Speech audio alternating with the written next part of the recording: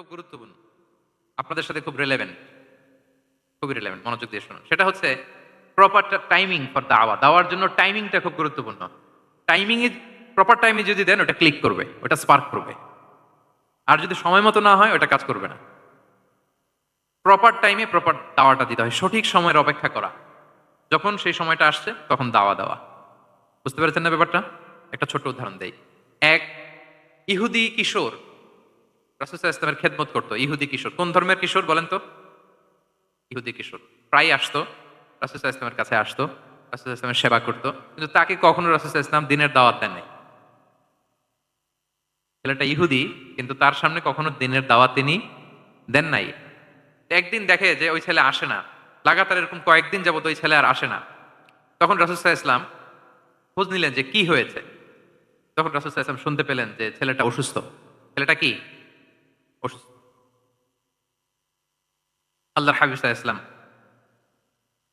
তার বাসায় গেলেন, যে দেখলেন যে বিছানায় পড়ে আছে ছেলেটা।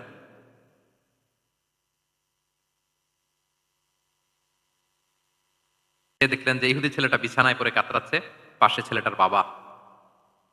রাসূল সাল্লাল্লাহু আলাইহি ওয়াসাল্লাম তার মাথায় হাত বুলিয়ে দিলেন, তার খোঁজ খবর নিলেন। এবার রাসূল সাল্লাল্লাহু আলাইহি ওয়াসাল্লাম বললেন, আসলিম, মানে ইসলাম ধর্ম গ্রহণ করো। ফানাযারা ইলা ওয়াজহি আবি, ইহুদি ছেলেটা তার বাবার চেহারার দিকে তাকালো যে দেখি আব্বা কি বলে। বাবা যেহেতু দাঁড়ায় আছে। ফানাযারা ইলা ওয়াজহি আবি, বাবার চেহারার দিকে মুমূর্ষু ছেলেটা বাবার চেহারার দিকে তাকালো। তো বাবা বলল, আতি আবুল কাসিম, মানে আবুল কাসিম যা বলে তাই শোনো।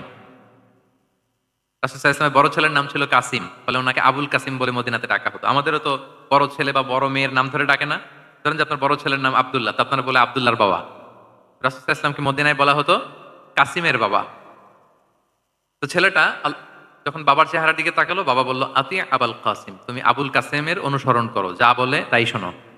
ছেলেটা তখন পড়তে আরম্ভ করলো, আশহাদু আল্লা ইলাহা ইল্লাল্লাহ ওয়া আশহাদু আন্না মুহাম্মাদুর রাসূলুল্লাহ, মানে মুসলিম হয়ে গেল।